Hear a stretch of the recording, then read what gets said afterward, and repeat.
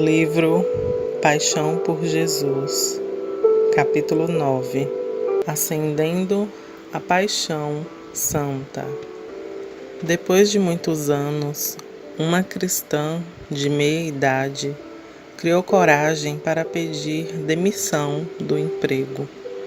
Ela deixou a casa dos seus pais, piedosos, a fim de trabalhar para uma organização missionária no exterior. Por ter sido sexualmente abusada quando criança, ela permitiu que o medo a controlasse durante a maior parte da sua vida. Ela ainda não tinha superado esse sentimento, mas os seus olhos brilhantes e a sua personalidade alegre encobriam a falta de confiança e a sua baixa autoestima. Ela ansiava casar-se com um homem de Deus e servir ao Senhor com ele. Contudo, a pessoa certa nunca havia aparecido. Por isso, a mulher ficou surpresa e feliz quando um cristão que trabalhava para a mesma organização demonstrou interesse por ela, oferecendo-lhe sorrisos afetuosos, apreciando genuinamente o trabalho dela e dizendo pequenos elogios aqui e ali. Ela ficou ainda mais surpresa quando esse homem lhe sugeriu almoçar juntos diversas vezes por semana. Ela se sentia comum, simples e indesejável. Porém, quanto mais conhecia seu novo amigo, mais gostava dele e o respeitava. Ela podia constatar que os sentimentos eram mútuos de ambas as partes.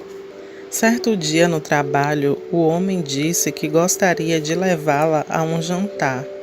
Naquela noite, ao levantar os olhos após ler o cardápio, ela o viu encarando-a com uma expressão terna e amorosa.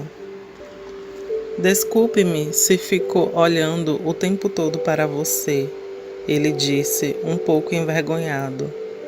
E continuando, falou: "Mas você é tão bonita que fico sem fôlego." A mulher mal podia acreditar no que ouvira. "Bonita? Eu?" Ela ia abrir a boca para protestar e se autodepreciar, todavia um pensamento a deteve. "Esse homem vê você como eu a vejo."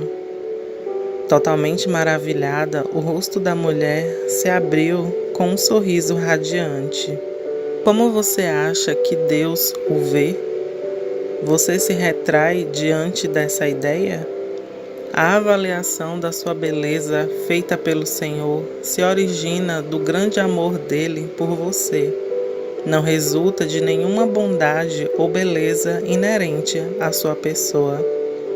Deus não é o ser frio, distante, rígido e legalista apresentado a nós pelas religiões. Ele não é a figura exigente e impaciente que muitos de nós têm lutado para agradar. O Senhor anseia que a sua igreja receba uma revelação do seu coração cheio de deleite por nós.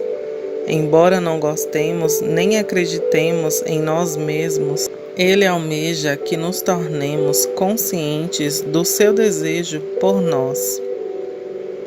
Nosso Deus não é alguém comum. Ele é afetuoso, amoroso e profundamente apaixonado. A dimensão esquecida da nossa redenção. Os reformadores e seus sucessores viram diversas mudanças na maneira como a Igreja entendia a salvação ao redescobrir a verdade essencial do Evangelho, que todos somos justificados apenas pela fé. Entender que o dom da justiça poderia ser recebido simplesmente pela fé foi uma experiência libertadora. Foi como sair da escuridão para a luz do dia. A salvação envolve uma troca gloriosa na qual Jesus toma o nosso pecado e a nossa culpa, e nós obtemos a sua justiça como um dom gratuito. Eu amo a doutrina da salvação, pois ela enfatiza a nossa posição legal em Cristo. Creio que ela é uma dimensão vital da pregação da cruz, fundamental para uma caminhada espiritual sadia. Em alguns lugares, até mesmo as glórias do Evangelho reformado se tornaram rígidas e teóricas. Muitas vezes, o relacionamento do indivíduo com Deus é todo definido em termos da sua posição legal diante dele. O Senhor é visto como o juiz que carimba aceito em nosso passaporte celestial. Vira-se e então diz: próximo. Nesse tipo de relacionamento definido pela lei, um cristão não tem consciência de um Deus cujo coração é apaixonado, arrebatado pelo seu povo. A salvação está além de uma permuta, uma troca burocrática que interfere na nossa posição diante do Criador. A salvação inclui uma profunda troca de afeto e amor. À medida que Deus nos comunica o seu deleite por nós o retribuímos de modo semelhante. João resumiu isso perfeitamente. Em 1 João, capítulo 4, versículo 19. Nós o amamos porque ele nos amou primeiro. O entendimento dos aspectos legais da salvação é essencial, mas isso não é tudo o que Deus espera da nossa parte. Nosso sentimento e nossas atitudes em relação ao Senhor jamais poderão suplantar o amor e compromisso dele para conosco. O Espírito Santo precisa vivificar o conhecimento do amor apaixonado do Pai, cuja personalidade transborda de emoções profundas pelo seu povo. Essa foi a maneira que ele escolheu para transmitir esse sentimento ao nosso coração. A proclamação da natureza amorosa do Senhor precisa pulsar no centro dos nossos ministérios e em nosso ensino sobre como obter a salvação, ministrar aos enfermos ou liderar um grupo familiar. Embora Deus seja autossuficiente, Ele anseia pelo nosso amor. Aquele que não precisa de nós atou eternamente ao seu coração ao nosso. Ele fez isso gratuitamente, porque se compraz em nos amar. Em 1 João, capítulo 4, versículo 10, diz: nisso está o amor, não em que nós tenhamos amado a Deus, mas em que Ele nos amou e enviou o seu Filho para propiciação pelos nossos pecados. Em Efésios, capítulo 1, versículo 5, diz: nos predestinou para filhos de adoção por Jesus Cristo, para si mesmo, segundo o beneplácito da sua vontade. O coração afetuoso do Pai se encheu de prazer quando Ele estabeleceu a salvação, possibilitando-nos sermos adotados como seus filhos. É mais fácil aceitar que Ele nos ama quando amadurecemos e andamos em obediência. Porém, Deus se compraz em nós bem antes disso. Mesmo quando falhamos, Ele vê o nosso interior. O livro de Romanos contém a dimensão legal, terrena e prática da nossa redenção, enquanto que Apocalipse revela a eterna e majestosa. Em Cantares de Salomão, exalta a dimensão apaixonada e afetuosa. Essas três esferas se unirão em um entendimento pleno do nosso relacionamento com o Senhor, como menciona o Salmo 2. Servi ao Senhor com temor e alegrai-vos com tremor. Beijai o Filho, para que não se ire e pereçais no caminho. Nós nos alegramos no dom gratuito da salvação, conforme revelado em Romanos. Trememos diante da Sua Majestade, como citado em Apocalipse, e beijamos o Filho em correspondência ao seu afeto, de acordo com Cantares de Salomão. O livro de Cantares pode ser interpretado de duas maneiras diferentes, pelo menos. Historicamente, ele descreve a beleza do amor conjugal entre um homem e a sua esposa. Alegoricamente, fala do amor de Jesus por sua noiva, a Igreja. Por 3 capítulos, nós nos concentraremos na aplicação que mostra o amor de Jesus pela sua noiva. Essa visão de Cantares de Salomão precisa ser ensinada com frequência. Ela restaurará a Igreja, chamando-a profeticamente a vivenciar uma paixão santa. A progressão da paixão santa. Nesse cântico de amor do céu, a jovem sulamita é a Igreja em amadurecimento como a noiva de Cristo. Eu vejo uma progressão espiritual clara nos 8 capítulos de Cantares. Trata-se de um padrão divino que revela o desenvolvimento da paixão santa no coração da Igreja, à medida que ela é atraída pela beleza e pelo afeto do seu glorioso Rei. Quero enfocar os 2 benefícios de meditarmos nesse grande cântico profético de amor redentor. Em primeiro lugar, o Espírito Santo nos revela as paixões e os prazeres na personalidade do Filho de Deus, o que nos dá um vislumbre do coração de Jesus, que por sua vez nos revigora com uma paixão renovada por Ele. Em segundo lugar, quando meditamos em Cantares, conseguimos identificar a nossa experiência de acordo com esse padrão divino, enquanto continuamos nossa jornada em direção à maturidade cristã. Ao compreendermos melhor os estágios pelos quais Deus nos faz passar a fim de alcançarmos a plenitude, somos encorajados e renovados. Isso nos traz uma habilidade crescente de cooperar corajosamente e confiantemente para a obra do Espírito Santo em nós, em cada estágio da nossa jornada com Ele. O despertar do fervor. Cantares, capítulo 1, versículo 2. Como cristãos maduros, há um momento em que somos despertados para um fervor santo por Deus. E então clamamos: Deus, estou cansado de te servir de longe. Não me importa o quanto isso me custe.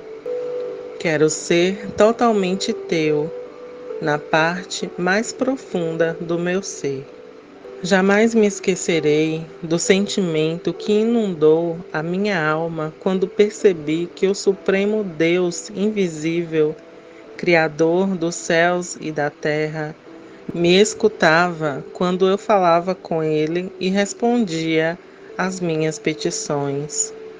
Lembro-me claramente de como o Senhor me tocou quando eu tinha apenas 19 anos e concordei em liderar a viagem anual de um grupo de jovens a uma estação de esqui.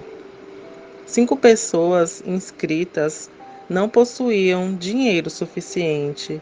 Contudo, afirmei que elas poderiam ir, pois Deus iria prover.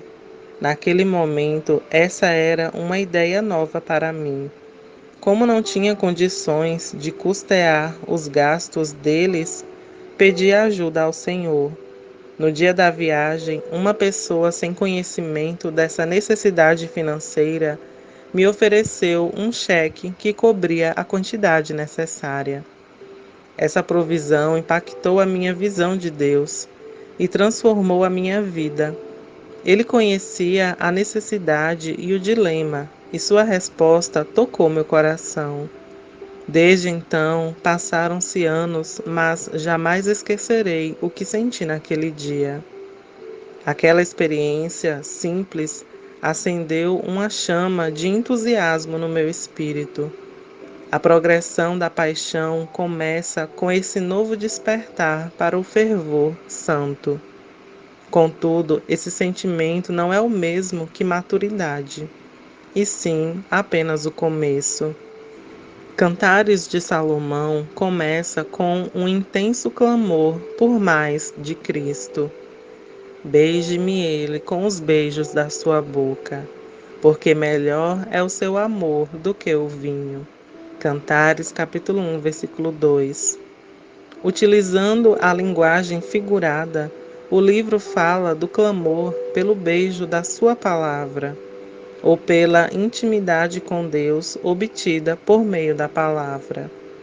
Não é um beijo casual no rosto recebido de um parente ou de um amigo. Espiritualmente, trata-se do rogo, do clamor da nossa alma por uma intimidade profunda com Cristo. Nossa fome de um relacionamento íntimo com Jesus nunca será satisfeita unicamente pelo ativismo religioso.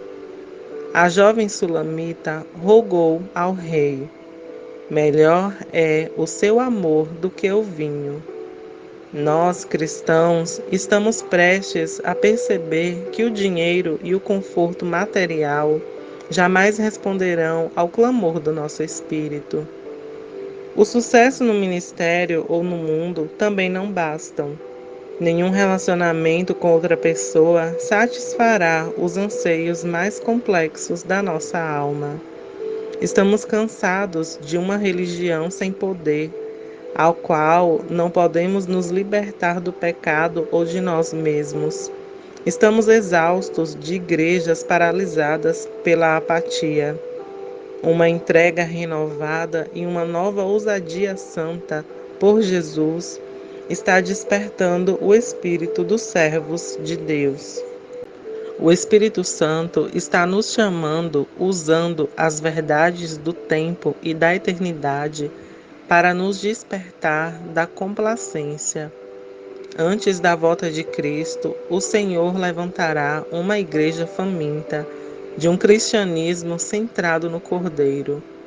A identificação denominacional será insignificante se o Filho de Deus estiver sendo ministrado em poder e sua beleza for revelada, as pessoas correrão para ele.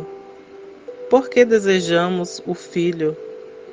O amor e o afeto divinos são melhores do que qualquer atributo mundano. Com isso, começamos a enxergar um pouco da majestade e incomparável beleza do amor do Mestre. Em Cantares, capítulo 1, versículo 3, diz: suave é o cheiro dos teus perfumes, como perfume derramado é o teu nome. A adorável fragrância perfumada fala simbolicamente dos encantos da personalidade de Jesus, da beleza de quem ele é e da perfeição de tudo o que ele faz. O aroma irresistível do seu perfume há de cativar a igreja mais uma vez. 1 João capítulo 4, versículo 19 diz: nós o amamos porque ele nos amou primeiro. Necessitamos de uma revelação progressiva do amor satisfatório do Senhor, do seu afeto exuberante e da sua indescritível beleza para despertar a noiva e compeli-la a se entregar a ele de novo. Como disse Paulo, a melhor maneira de incitar a igreja a uma entrega total é o conhecimento do amor do Pai. Algumas pessoas olham para indivíduos de personalidades fortes e cheios de energia e dizem: se eu funcionasse com 220 volts como ele, também seria cheio da paixão por Deus. Porém, eu tenho um temperamento diferente.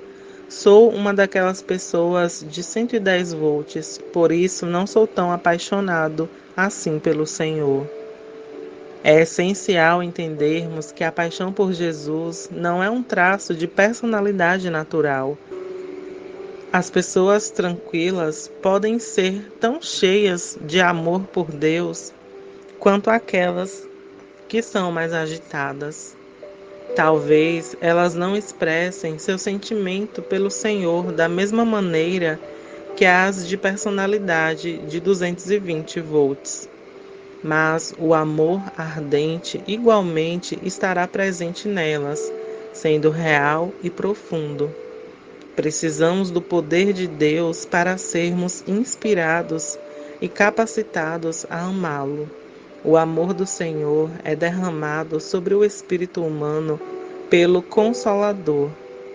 A quantidade de energia ou de zelo que possuímos não tem importância. A paixão por Cristo é a obra do Espírito Santo e nos é transmitida quando reconhecemos a sua paixão por nós. Apenas seremos comprometidos com Ele ao entendermos o compromisso ainda maior dele para conosco.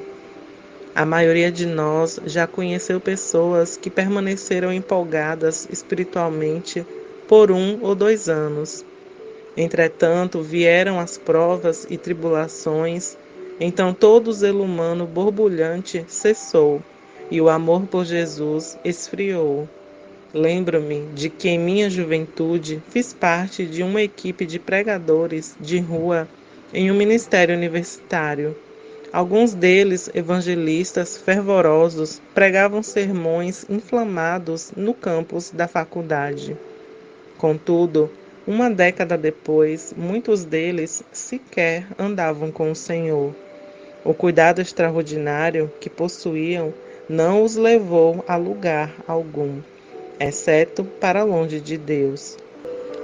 O compromisso deles com Jesus foi passageiro e temporário, porque eles não estavam ancorados na revelação do compromisso do Filho de Deus com eles.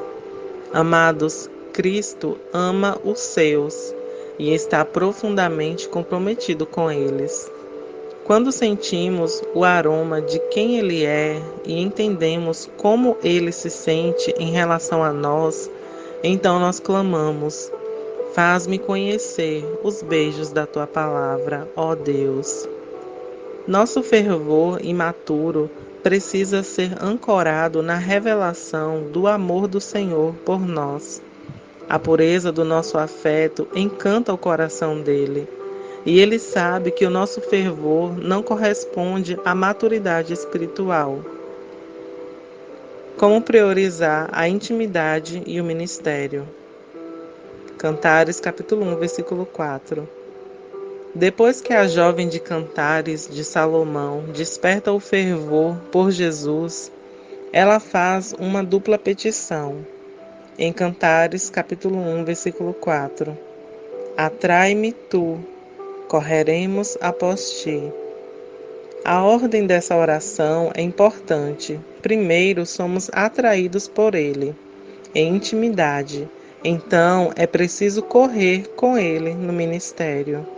Se quisermos nos tornar obreiros afetivos em Cristo, precisamos focar a nossa atenção em ser atraídos como adoradores a fim de conhecer a verdadeira afeição dele por nós.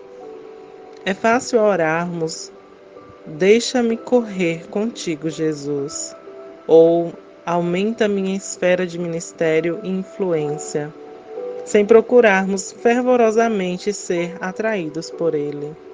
A ordem do Senhor é que sejamos fascinados por mais intimidade com Cristo e alcancemos maior efetividade no ministério. É isso que significa correr ou ter um verdadeiro ministério. Levar libertação ao coração dos homens a fim de que sejam atraídos para o conhecimento de Deus e a intimidade na adoração a Ele. Por outro lado, alguns cristãos dizem: atrai-me, mas resistem à ideia de correr com o Rei dos Reis, como cooperadores em sua obra. O Espírito Santo não nos atrai para pendurarmos uma placa de favor não incomodar e ficarmos sentados em nossa zona de conforto, cantando canções de enlevo para Jesus Cristo pelo resto da vida. Como co-herdeiros com Cristo, somos atraídos para a intimidade e capacitados no ministério para levarmos outros a serem íntimos do Senhor. A Igreja certamente amadurecerá nessa dinâmica que envolve a atração por Cristo e a corrida ministerial. Nós aprenderemos a libertar pessoas quebrantadas, a prevalecer na batalha espiritual e a servir uns aos outros enquanto mantivermos a nossa intimidade com Jesus. Essas duas petições, para que sejamos atraídos e corramos com Ele, correspondem aos dois grandes mandamentos de Jesus, em Mateus capítulo 22, do versículo 37 ao 40. Quando somos atraídos a uma intimidade real com Cristo, cumprimos o primeiro mandamento, amar o Senhor de todo o nosso coração. Ao corrermos com Ele, como servos no ministério, cumprimos o segundo, amar o próximo como a nós mesmos. Seu propósito na vida. No primeiro capítulo desse lindo cântico de amor, vimos que a jovem sulamita declarou a sua intenção. Ela especificou o propósito e o tema da sua vida. Ela desejava um relacionamento íntimo com aquele cujo amor era mais excelente do que o melhor vinho do mundo, e ansiava correr no ministério para que pudesse transmitir essa realidade a outras pessoas. Do capítulo 1 ao 8 de Cantares, acompanhamos a jornada espiritual dessa moça em sua paixão progressiva pelo seu amado rei. Independentemente da sua vocação, você precisa alinhar a sua visão a este clamor, ser atraído para Jesus em intimidade e correr com Ele no ministério, proclamando-o a outros. Quer você seja um médico, professor, pregador, motorista de caminhão ou uma dona de casa, o seu foco deve ser conhecer e adorar a Deus de modo íntimo e ministrar a graça do Senhor a toda criatura. É importante que você tenha objetivos, porém, seu propósito principal deve ser maior do que eles. Caso tenha dúvidas em definir esse alvo, clame ao Senhor que lhe revele. Peça a Deus que o atraia para a intimidade com Ele e o capacite no ministério segundo a vontade dEle. O seu espírito anseia por um despertar para o amor pleno de Deus? Deseja conhecê-lo intimamente? Então faça essa oração silenciosamente. Ó Senhor, temos visto apenas uma fração da Tua majestade. A beleza de quem Tu és e do que fazes tem cativado nosso coração. A partir de agora, quero que minha vida seja uma jornada ininterrupta e progressiva de paixão santa. Atrai-me, Senhor, para a Tua gloriosa pessoa, e pagarei o preço necessário para não me distanciar de Ti. Atrai-me, Jesus, e correrei após Ti. À medida que eu correr, aprenderei a amadurecer em obediência. Mas como? Veremos isso no próximo capítulo.